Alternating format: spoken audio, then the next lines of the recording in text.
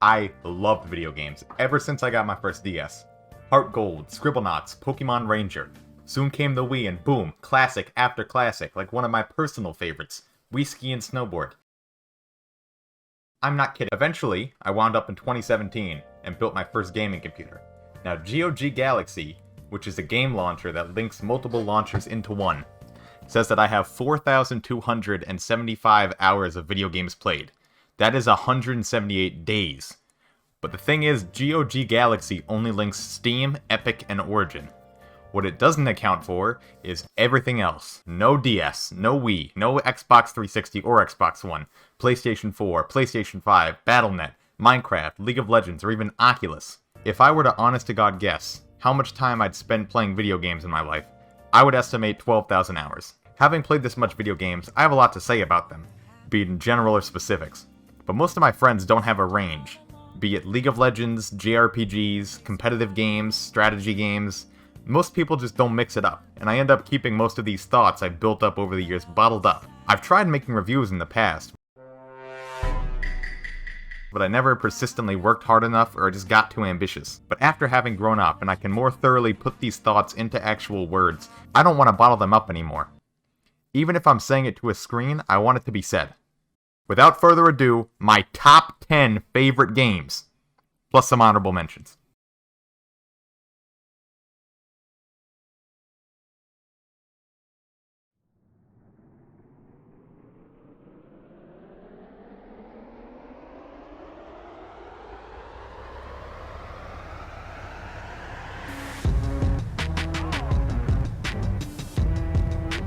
NC's Legends! Know where you'll find most of them? The graveyard!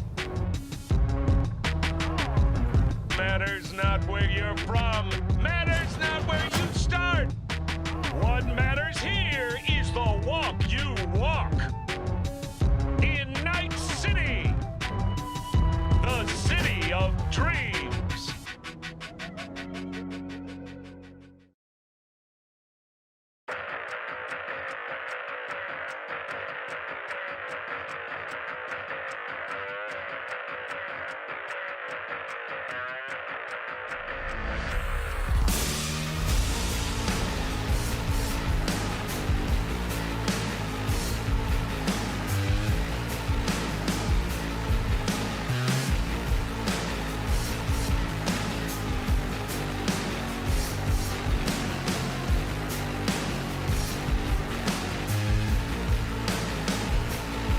I had a good time with Cyberpunk 2077. As someone who is easily immersed and has the computer to allow it, I was never pulled out of the experience as often as most were. That being said, I was pulled out of the experience. A car would crash, an NPC would fall through the floor, or an enemy would forget they were trying to kill me. But not long after, a well-written line, god ray, or animation would bring me back in. The graphics, while sometimes not rendered correctly, or at all, are easily in my top 3 stylistically. Each element of the world is crafted where it should be. The detail is ridiculous. And while not every district is distinct, they have enough differences that separate them in a realistic way. The weapons and cars are expertly designed, and each piece of clothing looks like it could fit into hundreds of outfits. The combat, while held down with its functional support beams, that is the AI, is flashy and visceral enough to feel and look good when the AI works. The driving is just horrible.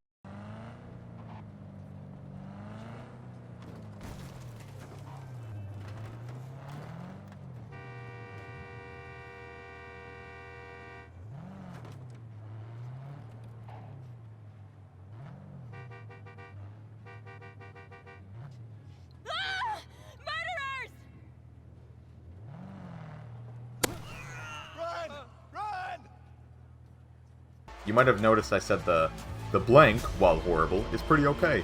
The driving is just ass. Once you play for 15 hours or so, and the allure of Night City isn't as strong as it should be, just fast travel, please. My biggest gripe with this is the RPG elements that are just scattered throughout this game. I put RPG in quotes because it's barely an RPG. V is V, he isn't you, he's his own character. You don't make him, and you don't really make his choices. You make decisions that are both equally viable for his character to make. Something like The Witcher 3, but with decisions that, while well performed, don't change the broader stroke of the story. The loot you find is meaningless, especially since every enemy you kill has a gun and at least one piece of armor, and you kill a lot of enemies. Mix this with the fact that you're supposed to be min-maxing your character for specific 2 or 3 gun types, and you end up carrying dozens of guns that you don't even benefit from using. Parallel to this, if armor has a +1 defense boost, you're inclined to equip it, frequently making your character look retarded. This is why I've created a 5-step program to making Cyberpunk a much better RPG. 1. Install Cheat Engine. Shut up! What? I'm sorry. Please don't speak to me like that. I am simply saying that you Will can't you shut force up? Hey. Shut the hell up! Shut up!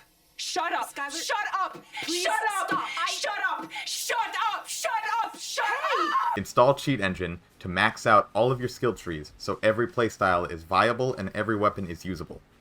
2. Play on the highest difficulty. 3. Only use weapons that are blue or higher rarity and dismantle all duplicates instantly. 4. Never spend money on anything but cyberware and clothes, and only use clothes that look good. 5. Never interact with anything that isn't a gig, side quest, or main quest. No open world dog shit. This will make you a much more versatile player, so rather than dealing with the shitty combat, using the shitty single playstyle you've developed, you can make it your own and approach it your way, and have it evolve over time as you find more and more weapons. I'm finishing my second playthrough of Cyberpunk like this, and it really does make all the difference. This game, flaws and all, is iconic to me. Not only for the story, but the music and visuals.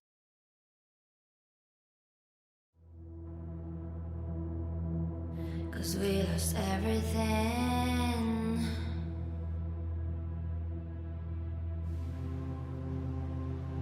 We had to pay the price.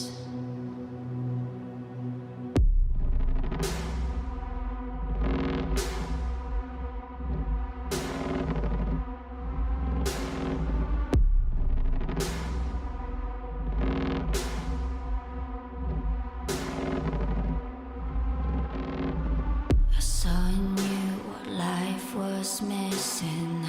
You lit a flame that consumed my hate. I'm not one for reminiscing, but I traded all for your sweet embrace. Cause we lost everything.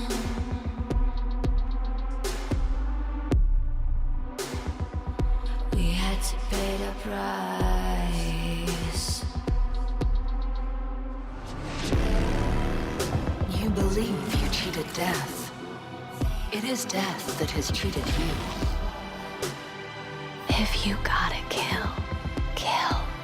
If you gotta burn it all to the ground, then let it burn. On the ground, asshole! Don't move! Out of my house! No! Will never fade away.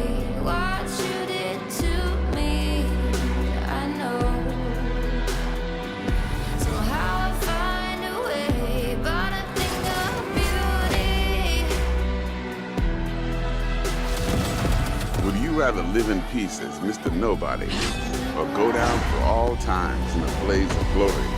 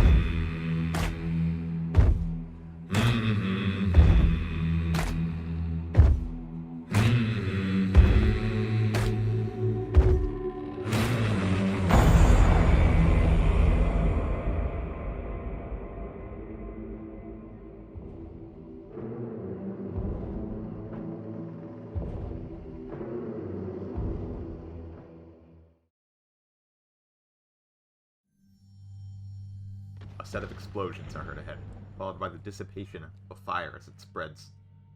2 shots are fired at about my 1 and 12 o'clock, shortly followed by another single shot at my 11, though filtered through the hardwood of a house. Both guns are low caliber, but one of the shooters is inside. As I near, I hear the pitter-patter of a man running through the mud, making no effort to be quiet. Inching towards him, I find myself on the opposite side of a fallen carriage from him. Starting to make my way around the left, I hear more footsteps, and see a shadow moving opposite me towards the right. I dash back to the other side, bayonet ready and charge. Shocked, the outside shooter blindly fires 3 shots towards me. Missing, and snagging my chest before my bayonet pierces his torso, as he falls back and cries aloud. Let's rewatch that with visuals.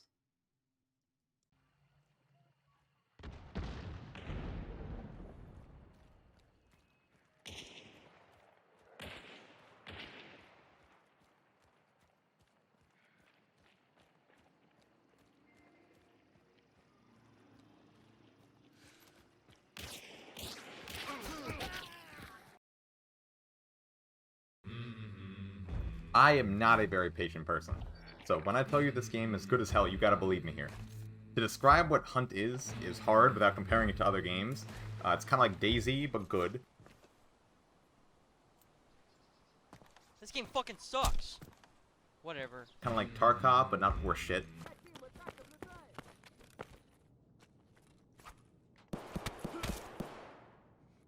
It isn't a game for everyone. If you plan on winning, you really have the sound for it. This isn't like in Rainbow, however. This is on purpose. The map is littered with cracking branches, chicken coops, all furnished as sound traps, letting people know where you are from relatively far away. Over time, you'll pick up on what every noise you are hearing is, how far away it is, and whether it means players are nearby, with a tidbit of visuals. In a game like Rainbow, sound whoring takes over the gameplay loop by necessity. When Crytek adds something new to Hunt, the first thing they ask is, how does this affect the auditory ecosystem, and what sound does it make? Visually, the creative design of some of this shit is ridiculous. The zombies are all horrific and unique. The Hive, Immolators, and Meathead stand out to me. The weapons range from historically accurate, to historically fictitious, to historically fucking bullshit. Look at this, this is called the Bomb Lance. It's a primary melee weapon that can one-shot hunters and most tanky zombies with a melee attack. But it has a secondary explosive harpoon launcher.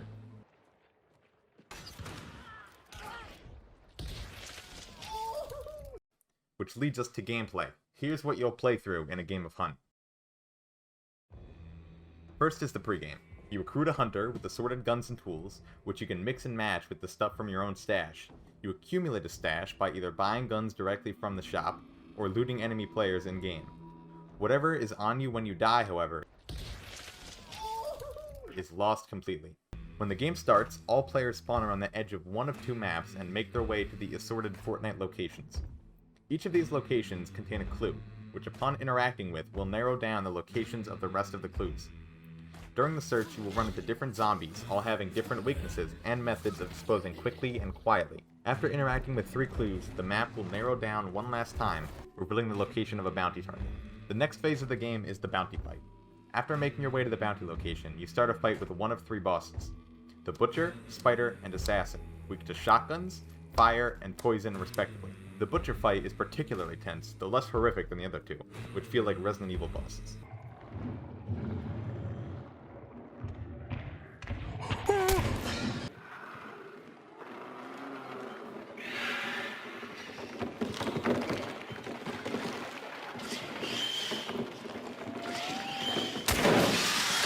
After a final showdown with the boss, you begin the banishing phase. Banishing is the climax of the game. Interacting with a dead bounty target starts a timer, and for the next 2 minutes, all players in the game are informed of your location. This is where the PvP of Hunt Showdown shows its true genius.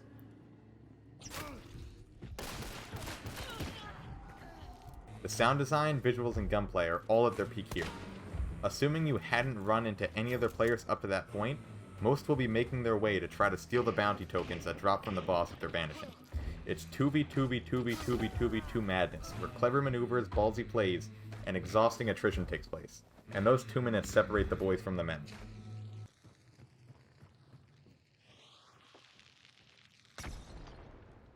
When banishing is complete, whoever can get to it first picks up the bounty tokens and makes their way to the predetermined extraction points. While extracting, you still run the risk of running into zombies or players, and stealth is typically thrown out the window at this point. Once you get to the extraction zone, you need to hold down the fort for 30 seconds before making it out everything you had on you.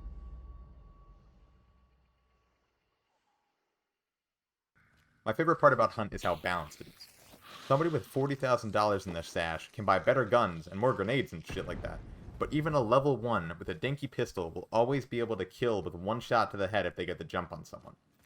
Even as a level 200 with 130 hours pumped into this game, I still find myself using all kinds of different guns instead of just the good ones. Hunt Showdown is a very good game, and one of the most tense experiences you can have.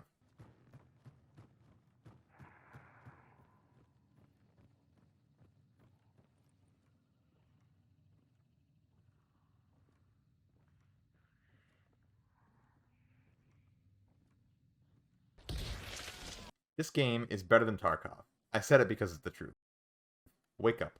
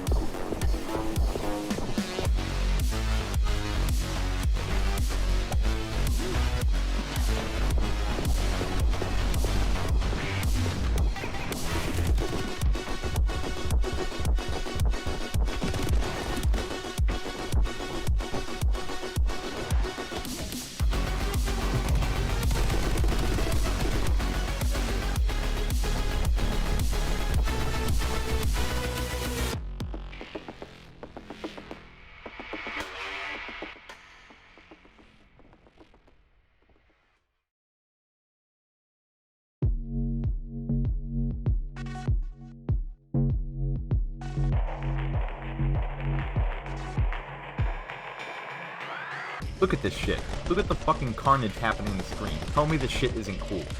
This game was at the top of my radar the second the gameplay trailer came out. The shooting is a bit wonky at first, but when you get it down, you can do shit like this. Or this. Or fucking this. They always introduce new shit, so there's a new maneuver to learn, or a new weapon for your arsenal, every 10 minutes of playtime.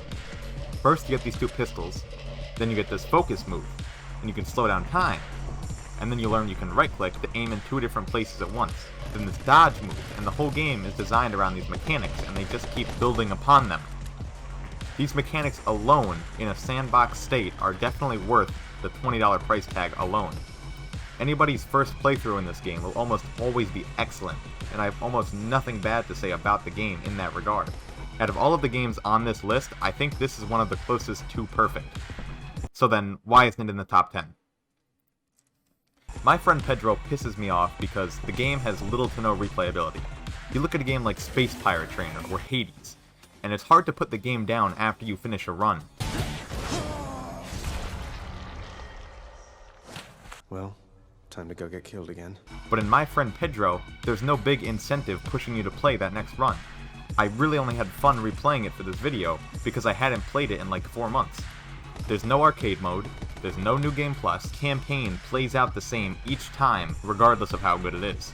They built this great sandbox and the core mechanics of the game are phenomenal, but there's no player expression or any way of doing anything differently from one run to the next, except maybe you're a little bit better. If they added some sort of procedurally generated arcade mode or gauntlet mode that the old Mortal Kombat games had, I think I could easily pump another 10 hours into this game. But after already playing through the entire game twice, I think it's gonna stay in my Steam library, sitting at 9 hours for a while. Play it though, very good.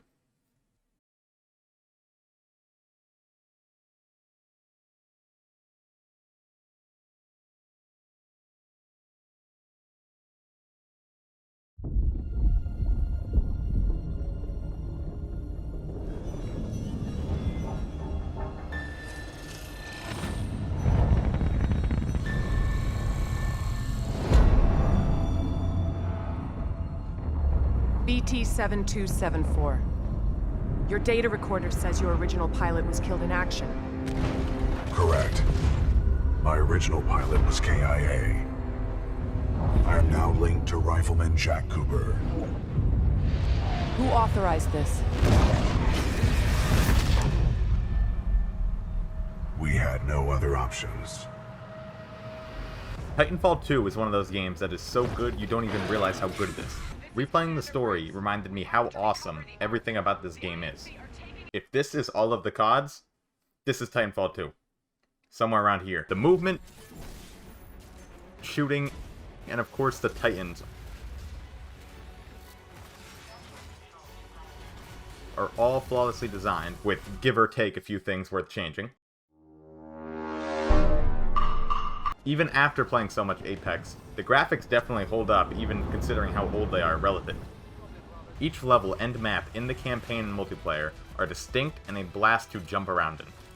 When this shit came out, it was just shitting on every other multiplayer first-person shooter, and I still think that if they continued to update this game through to today, it would have soared in popularity. This game constantly goes on sale for $5 on Steam, so if you haven't played this game, play the goddamn game.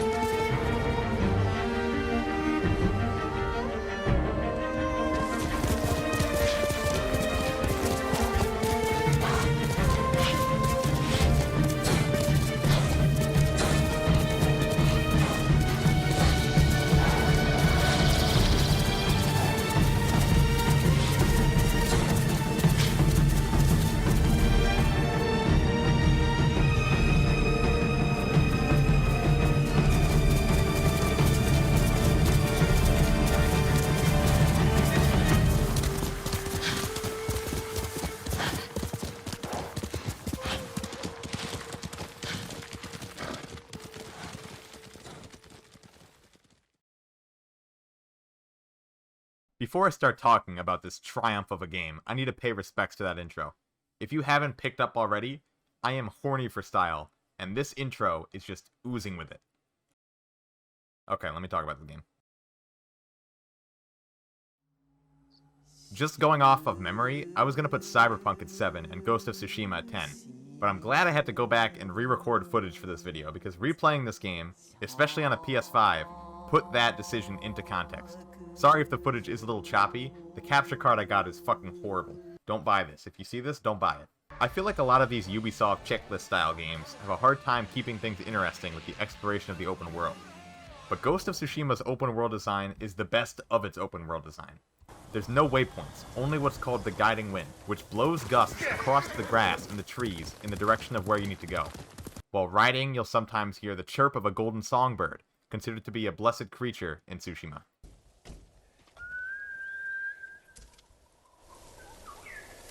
Which leads you to a nearby point of interest.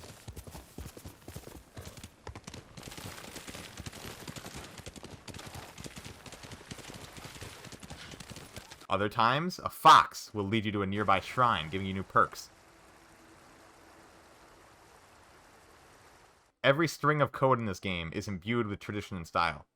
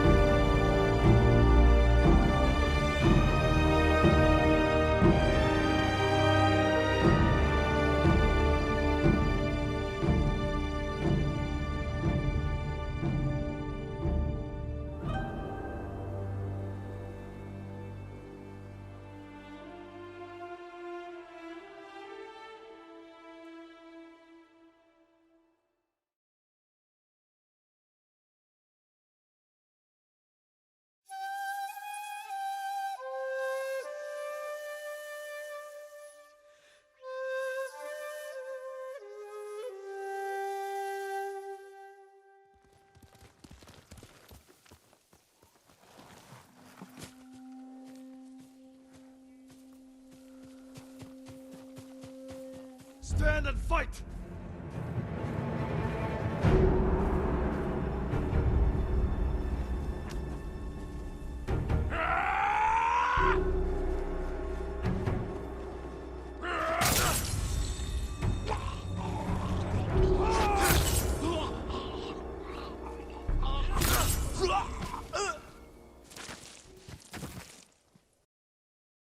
The combat is bad fucking ass. I played this game on the hard difficulty, which was the hardest, and it was pretty brutal, but then 3 days in they added a new difficulty called lethal, and I swapped to that and holy shit this game is fucking hard. What's funny is that games like Destiny, or Diablo, or Far Cry, they struggle with achieving that power fantasy. The fantasy of being a legendary warrior that outmatches 100 enemies is ironically hard to achieve, even though in most of those games, you mercilessly mow down hundreds of enemies per minute. Destiny had to deal with power creep, Diablo devolved into mowing down ads with 0 difficulty, until the one hard boss in the quest shows up, and most Far Cries are too easy until the developers throw a curveball and add like 10 minutes of good level design. Jin, the main protagonist of Ghost of Tsushima, dies in like 2 hits, but he absolutely nails the power fantasy. Enemies will cower and even flee from battle if you go on a spree of perfect parries. Fights are constantly filled with mini-bosses that keep you moving. He's just a guy who's really good with the sword, but I still think that he could fuck up Shaxx or the Butcher hands down. While most of the game revolves around parrying, which is all timing based, it's more than just that. You can unlock different combos for 4 different stances that are all weak or strong against various enemy types, and use ghost tools that give you an edge or open up new opportunities. When you are on a roll in this game, you are on a fucking roll. The plot of the game is pretty basic, but the characters are memorable, which is an achievement because all of their names are Japanese. Similar to Cyberpunk, there are story missions that drive the plot forward, optional story missions that flesh out the characters, the more repetitive Ubisoft-style side quests, and the open-world stuff.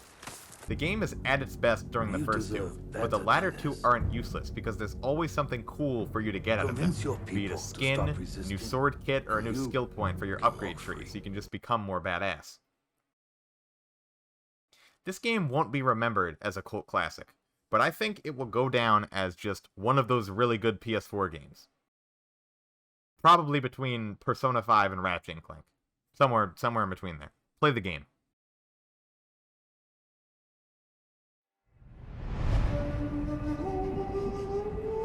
Jin.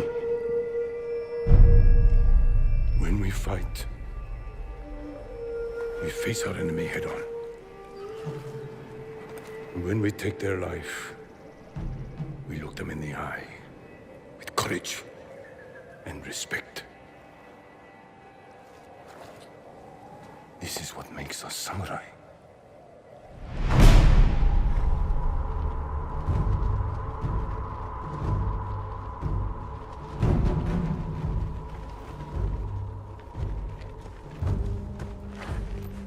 There must be thousands of them.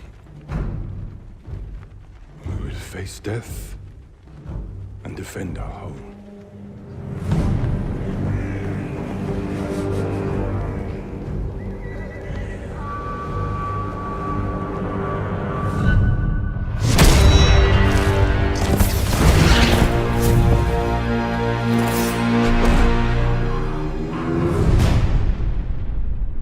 We do what we must, Lord Sakai.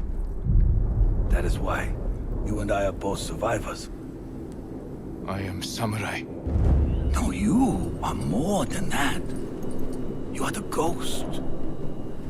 Convince your people to join me, and I will give them peace. We will never serve you.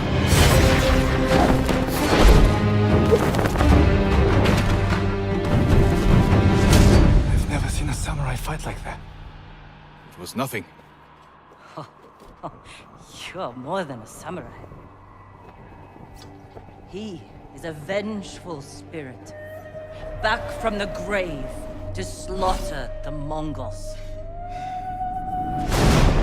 If you continue down this path, you will be no better than the Mongols. I trained you to fight with honor. Honor died on the beach. The Khan deserves to suffer.